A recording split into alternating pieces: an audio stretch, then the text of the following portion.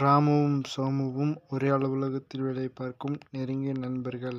தினமும் மாலை டீ குடித்துக் கொண்டே பங்குச்சந்தை பற்றியும் அதில் முதலீடு செய்து கொண்டதை பற்றியும் பேசிக் கொள்வார்கள். ஒரு காலகட்டத்தில் பங்குச்சந்தை திடீரென்று பெரிய சரிவை சந்தித்தது. செய்திகளில் எல்லாம் பொருளாதார வீழ்ச்சி என்று பதட்டமான செய்தி ஓடிக்கொண்டிருந்தன. ஒரு நாள் மாலை இருவரும் சந்திக்கும் போது ராமன் முகத்தில் அப்பட்டமான பயம் தெரிந்தது. அவர் சோமுவை பார்த்து, நான் எல்லா பணத்தையும் விற்றுவிட்டேன். கையில் இருக்கிற அசல் பணமாவது மிஞ்சட்டும். பழையபடி எல்லாம் போய்விடுமோன்னு பயமா இருக்கு என்றார். ராமன் அப்படி சொன்னதுக்கு ஒரு காரணம் இருந்தது. அவர் சிறுவயதாக இருந்தபோது அவருடைய தந்தை பங்குச்சந்தையில் எல்லா பணத்தையும் இழந்து அவர் குடும்பம் வீட்டை விட்டு வெளியேறியதை பார்த்தவர். அவருக்கு பணம் என்பது ஒரு பாதுகாப்பு.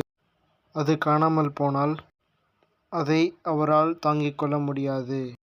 ஆனால் சோமு சிரித்து கொண்டே, நீ என்ன சொல்ற? இப்போதான் விலை கம்மியாக கிடைக்குது. நான் என்கிட்ட இருந்த எல்லா சேமிப்பையும் எடுத்து இன்னைக்கு அதிகமாக முதலீடு பண்ணியிருக்கேன். இது ஒரு சூப்பர் வாய்ப்பு என்றார். சோமு வாழ்ந்த விதம் வேறு. அவர் வேலைக்கு சென்றதிலிருந்து சந்தை ஏறுமுகமாக இருப்பதையும் அவ்வப்போது சரிந்தாலும் சில மாதங்களில் பழைய நிலைமைக்கு திரும்புவதையுமே பார்த்து வளர்ந்தவர். அவருக்கு பணம் என்பது வளர்ச்சிக்கான ஒரு கருவி மட்டுமே. ராமன் சோமுவை பார்த்து கோபமாக கேட்டார், உனக்கு என்ன பைத்தியமா பிடித்திருக்கிறது? இருக்கிற பணத்தையும் இழக்க போற.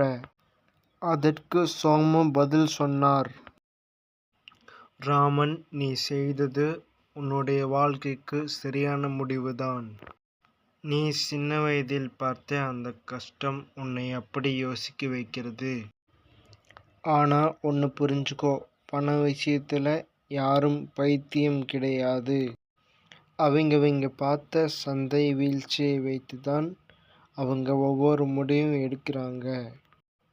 நீ இந்த பங்குச்சந்தையில் ஏதோ ஒரு தப்பு நடந்து உன் பணம் பறிபோவதாக பார்க்குற. ஆனா நான் கடினமாகத்தான் பார்க்குறேன். நடுவில் வர்ற இந்த பயத்தையும் சவால்களையும் ஒரு கட்டணமாக ஏற்றுக்கிட்டு தான் ஆகணும். நீ பணத்தை ஒரு பாதுகாப்பு பெட்டியாக பார்க்குற. அதனால் அது குறையும் போது உனக்கு ஒரு பயம் வருது. ஆனால் நான் பணத்தை ஒரு விதையாய் பார்க்கிறேன். விதை மண்ணுக்குள்ளே போகும்போது விதை காணாமல் போய்விடும். ஆனால் அது மரமாக முளைக்க போகுதுன்னு நம்பணும். இன்னைக்கு நீ பயத்தில் விற்கிற பங்குச்சந்தையை நாளைக்கு அதிகமாக விலை கொடுத்து வாங்குற மாதிரி இருக்கும். பயத்தில் முடிவெடுக்காத ராமு, நிதானமாக முடிவெடு. கதை முடிவு. அடிப்படையில் ஒவ்வொரு மனிதர்களும் பணத்தை கையாளும் விதம் அவர்கள் கடந்து வந்த பாதையை பொறுத்தது. சந்தையின் வீழ்ச்சியைக் கண்டு பயந்து வெளியேறுவதை விட அதில் நிலைத்து நிற்பதே நீண்ட கால செல்வத்திற்கு வழிவகுக்கும். உங்களுக்கான ஒரு கேள்வி. இந்த கதையில் பார்த்த ராமனை போல நீங்கள் பண விஷயத்தில் பயப்படுகிற ஆளா, அல்லது சோமுவை போல தைரியமாக ஆபத்தை சந்திக்கிற ஆளா என்பதை கீழே தெரிகிற கமெண்ட் பாக்ஸ் தெரிவிங்கள். அதே போல அடுத்ததாக எதை பற்றி வீடியோ போடலாம் என்பதையும் தெரிவியுங்கள். இந்த வீடியோ பிடித்திருந்தால் கீழே இருக்கிற லைக் தட்டவும்.